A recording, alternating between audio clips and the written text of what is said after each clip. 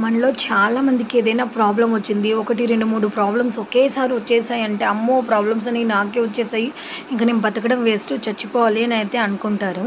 So అలాంటప్పుడు మనం first ఈ వీడియో వినాలండి. ఈ వీడియో స్టోరీ అయితే వినాలి. సో ఒక అడవిలో ఒక లేడీ ఏం చేస్తుందంటే, ప్రెగ్నెంట్ అనమాట. సో తనకి బాగా పెయిన్స్ వస్తున్నాయి అప్పటికే. సో తను మంచి ప్లేస్ కోసం అయితే చూస్తుంది.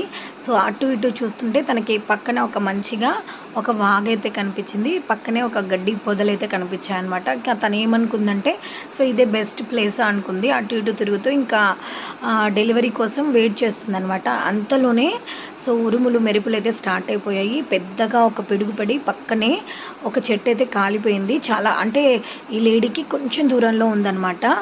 సో మళ్ళీ ఒక సైడ్ నుంచి లయన్ అయితే వస్తుంది. ఇంకో సైడ్ నుంచి అయితే వేటగాడు ఏం చేస్తున్నానంటే, బాణం కరెక్ట్గా పెట్టుకున్నాడు ఇంకా కొట్టేద్దామనేసి. సో అంతలోనే తనకి ఇంకా డెలివరీ అయితే స్టార్ట్ అయిపోయింది. ఆ టైంలో మనమైతే ఏం చేస్తాం, అమ్మో ఈ 3 ప్రాబ్లమ్స్ నాకే వచ్చేసాయి అనేసి మనం ఇంకా ఖచ్చితంగా చనిపోతామని అయితే అనుకుంటాము. కానీ కాలం మనం అనుకున్నట్టు ఎప్పుడు జరగదు కదా. సో అక్కడ ఏం జరిగింది అంటే, సో లేడీ పిల్లకు జన్మనిచ్చింది.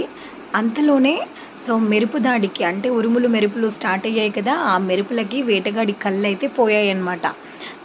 పోగానే అతను బాణం రెడీగా పెట్టుకున్నాడు కదా, ఆ బాణం వచ్చేసి లయన్కి తగిలిపోయింది. లయన్ అయితే చనిపోయింది. పక్కనే అంటే ఆ వేడి, సో పక్కనే నిప్పులు ఉన్నాయి కదా, ఆ నిప్పులేమో వర్షం పడి సో వెంటనే ఆ నిప్పులన్నీ కూడా ఆరిపోయాయి అన్నమాట. వెంటనే అక్కడైతే లేడీకి డెలివరీ కూడా అయిపోయింది. చిన్న బేబీ కూడా పుట్టిందనమాట.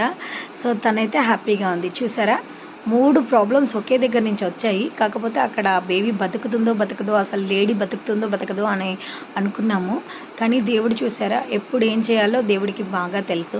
మన లైఫ్లో ప్రాబ్లమ్స్ వచ్చినప్పుడు అయ్యో నాకే ప్రాబ్లం వచ్చేసింది, నేను ఇంకా చనిపోవడమే రీజన్ అని అయితే మీరు వెతుక్కోకండి. ఎందుకంటే దేవుడు మనకి ప్రాబ్లం ఇచ్చాడు అంటే దానికి సొల్యూషన్ కూడా ఇచ్చే ఉంటాడు.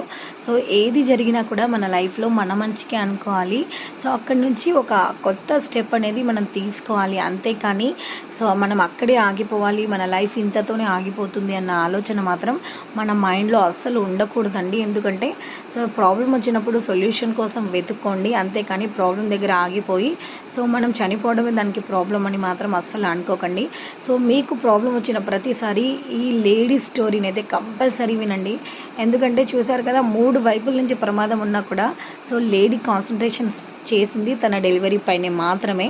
సో దేవుడు చూసుకున్నాడు. చూసారా, 3 వాటంతట ఆగిపోయాయి. లేడీ ప్రాణం అయితే మంచిగా సేఫ్గా ఉంది.